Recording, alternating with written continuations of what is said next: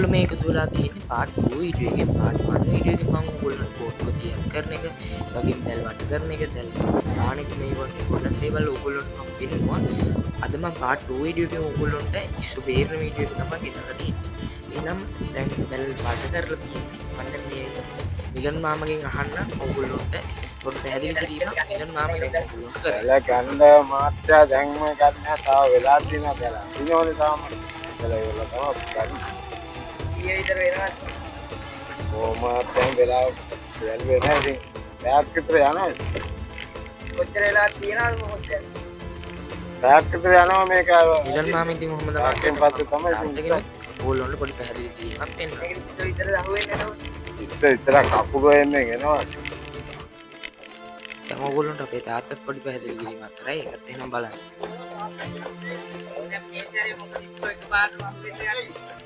මේ පාර සීසන් නෙමෙයි ඉතින් මේ අර ගංගොල්ලත් එක්ක ඔය වන් කඩාගෙන ආපෙකින් තමයි මේ ඉස්සෝ ඒක අල්ල ගන්න අපිට හම්බෙලා තියෙන්නේ.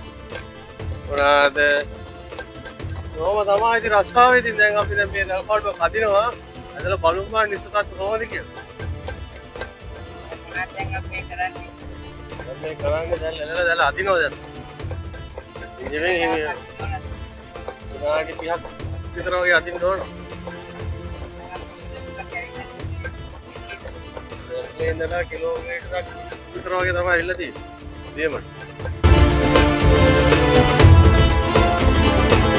අපි ඇදලා බලමු ගලලා ඉස්පත්තු කොහොමද කියලා බලලා දියමඩ පොඩට ඉතින් හෙලකට ගන්න ඕනද?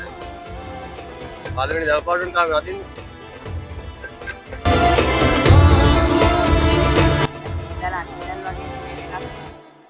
මේ දැල් දැන් සුවහුවෙන්නේ මේ දැලට තියෙනවා මේ දැල් තුනක් තියෙනවා.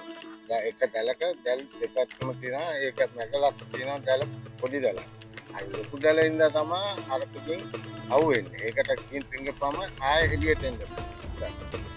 ඒකයි මේ දැල් තුනක් දාලා මේ අදල්න්නේ. මේ දැල් තුනක් එකට තියලා ඔව් ඔව් දෙපැත්තටම ලොකු දැල් දාලා. මැදට දාලා තියෙන පොඩි දැල්. ඒකෙන් තමයි ඉස්සාව වෙන්නේ අර ලොකු දැල තියෙනවනේ ඒකකින් ඈතකින් වැක්කම අර කොටිල්ල වගේ ආයෙ එන්න බෑ. දැල් තුනක් තියෙන ඉඳලා ඒක අහුවෙන්නේ. එතකොට දැල් මේකල පාවෙන්නේ නැහැ මේක පාවෙන්නේ මේක පොළොවටම බස්. නේ. ඇදගෙන එනවා මේ. ඔව් බෝට්ටින් අතන්.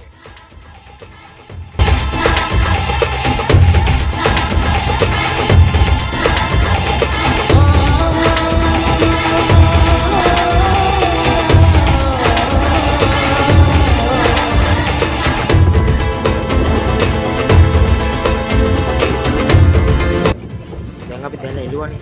දැන් අපි දැල බෝට්ටුවට පටවන්න තමයි යන්නේ. උගලට ඉන්නේ අර කෑන් එකක් පානවා. ඒ කෑන් එක උගලට පටකටින් දැලේ එහාගේ රෝල් අපි කෑන් එකක් ගන්නවා. දැලේ රෝල් එක හොයාගන්න. දැන් මේ කෑන් එක ගන්න තමයි යන්නේ. උගලට වෙන්නේ මේ විදිහට බෝට්ටුවේ තමයි කෑන් එක අල්ල ගන්නවා. අල්ලගෙන ඉවර වෙලා ඊට පස්සේ එතන ඒ තියෙන කපේ අපි මේ විදිහට බෝට්ටුවට දැල දා ගන්නවා. උගලට බලා ගන්න.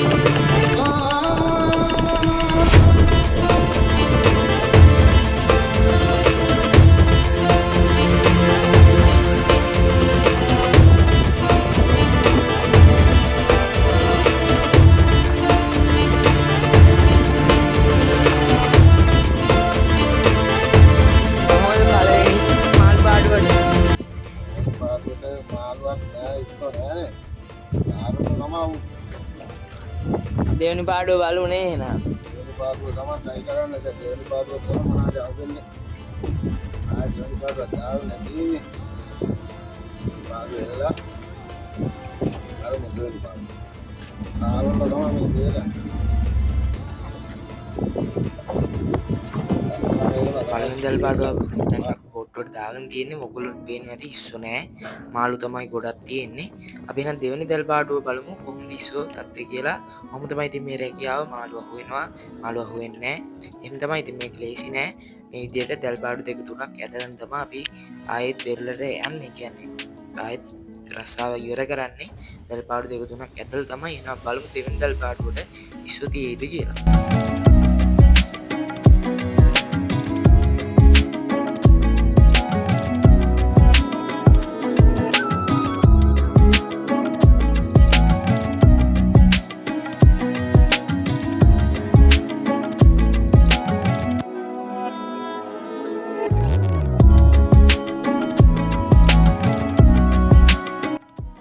දැල් පාඩුව නම් හොඳයි ඉස්සෝ ටිකක් අහුවෙලා තියෙන ඔයගොල්ලොන්ට පේනවා ඇති.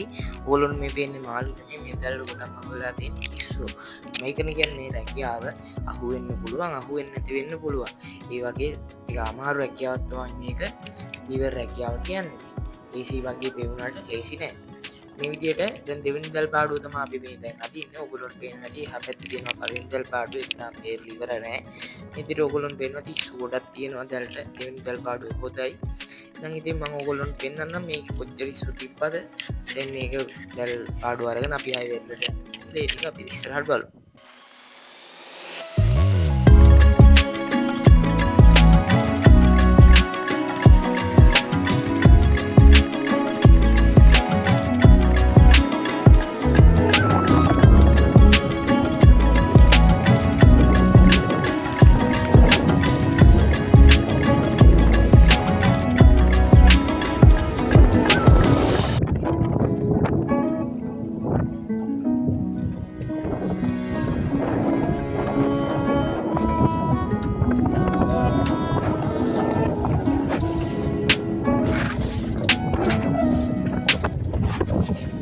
දෙවෙනි පාඩුව හොඳයිනේ. දෙවෙනි පාඩුව නම් හොඳයි. ආවා.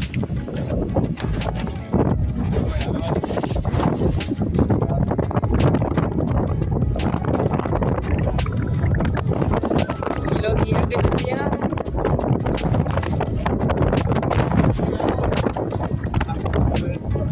ඕගොල්ලොන්ට සමහර වෙලාවට මේ විදිහට වොයිස් කරපුවාම ඇහෙන්නේ නැති වෙනවා. ඕගොල්ලොන්ට පේන්නේ නැතු උලන් සද්දෙත් එක ඇහෙන්නේ. මම මයික් එකකුත් දැන් පාවිච්චි කරනවා. ඒත් මයික් එක මේ බෝඩ්ඩුවේ යන ගමන් අල්ලගෙන ඉන්න බෑ. මොකද බෝඩ්ඩුව ගොඩක් කැස් වෙනවා. ඕගොල්ලොන්ට පේනවත් නැහැ වීඩියෝ එකත් ගොඩක් හෙල්ලෙනවා. ඒ නිසා මයික් එකකුත් පාවිච්චි කරන එක ටිකක් අමාරුයි.